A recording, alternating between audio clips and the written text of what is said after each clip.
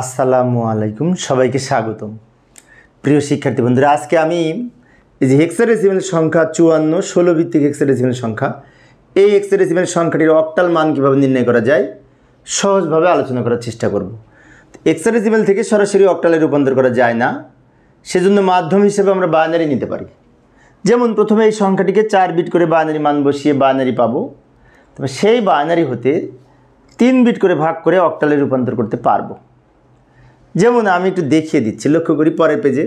এই যে 54 সংখ্যাটি 5 এবং 4 আমি একটু দূরে দূরে লিখে নিলাম। এবার এগুলোর সমকক্ষ 4 বিট করে বাইনারি মান লিখব। 5-এর 4 বিট বাইনারি মান এখানে লিখব, 4-এর সমতুল্য বা 4 বিট বাইনারি মান এখানে লিখব। 4 বিট বাইনারি মান বের করার জন্য আমরা এখানে রাফে একটু কোডের হেল্প নিতে পারি। যে 8421 এই কোড ধরে খুব সহজেই 4 বিট বাইনারি মান বের করতে পারি। যেমন এই কোড ধরে যদি 5-এর মান বের করতে চাই, তাহলে দেখতে হবে এখানে কোনটা কোনটা যোগ করে 5 হচ্ছে। যে 4 আর 1 যোগ করে 5, 4 এবং 1 যোগ করে যেহেতু 5, এই দুইটার পরিবর্তে এখানে 1 লিখব, বাকিগুলো শূন্য হবে। তাহলে 8 যোগ করার দরকার নেই, 8-এর পরিবর্তে 0, 4 যোগ করতে হবে, 4-এর পরিবর্তে 1, 2-এর পরিবর্তে 0, 1 যোগ করতে হবে, তাই 1-এর পরিবর্তে 1। অর্থাৎ যে দুইটা যোগ করে এই সংখ্যাটি হবে তার পরিবর্তে 1 লিখব, বাকিগুলো 0, 0 1 0 1। এটা হচ্ছে 5-এর 4 বিট বাইনারি মান 5-এর নিচে লিখব। এবারে 4-এর মান কত হবে, তাই না? 4-এর মান সাধারণত এই সরাসরি এখানে 4 আছে, সরাসরি যেহেতু 4 আছে, 4 নিলে আর বাকিগুলি যোগ করার দরকার হয় না। 4 বাদে বাকিগুলোর মান যদি 0 হয়, তাহলে 0-এর সাথে 4 যোগ করে 4 হয়।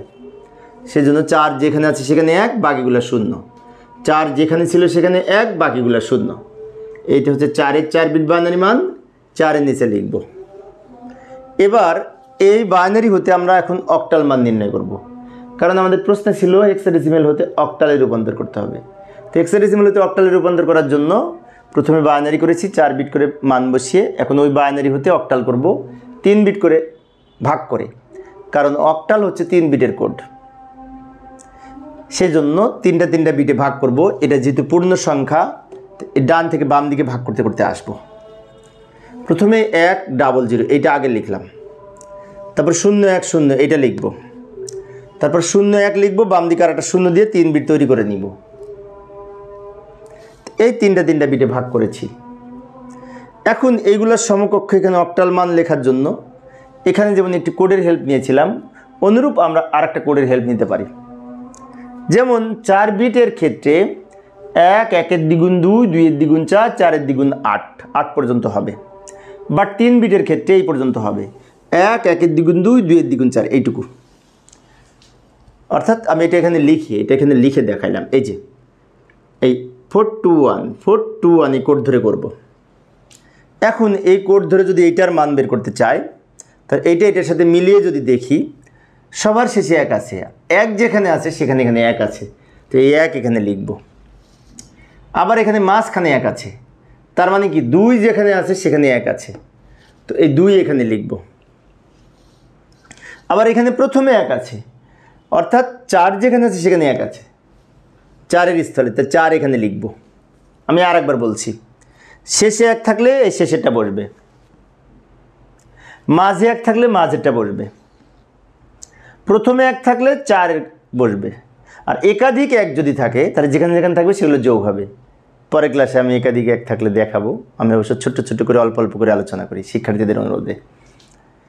উত্তর পেয়ে গেছি, এবার এইটুকু লিখবো একসাথে, 1 2 4 124 সংখ্যাটি কিন্তু অক্টাল সংখ্যা, তাই ভিত্তি হিসাবে 8 লিখবো, কারণ আমরা জানি যে অক্টাল সংখ্যার বেজ হচ্ছে 8। এবং এই অক্টাল সংখ্যাটি নির্ণয় করার জন্য আমরা প্রথমে কি করলাম, হেক্সাডেসিমালকে বাইনারি করলাম 4 বিট করে মান বসিয়ে, কারণ হেক্সাডেসিমাল হচ্ছে 4 বিটের কোড। আবার সেই বাইনারি হতে অক্টালে রূপান্তর করলাম 3 বিট করে ভাগ করে।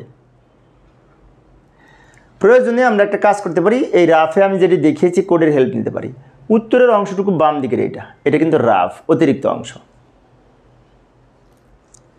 তো প্রিয় শিক্ষার্থী বন্ধুরা, আমার এই অঙ্কটি যদি তোমরা বুঝে থাকো, অনুরূপ একটি অঙ্ক তোমাদের জন্য আমি বাড়ির কাজ হিসেবে উপস্থাপন করলাম। এই যে লক্ষ্য করি, 55 55 16 ভিত্তিক হেক্সাডেসিমাল সংখ্যা, এই সংখ্যাটির অক্টাল মান কীভাবে নির্ণয় করা যায় বা কত হবে উত্তর কত হবে আমি যেভাবে করেছি এইভাবে সমাধান করে কমেন্টসে লেখার চেষ্টা করবে। আশা করি তোমরা পারবে।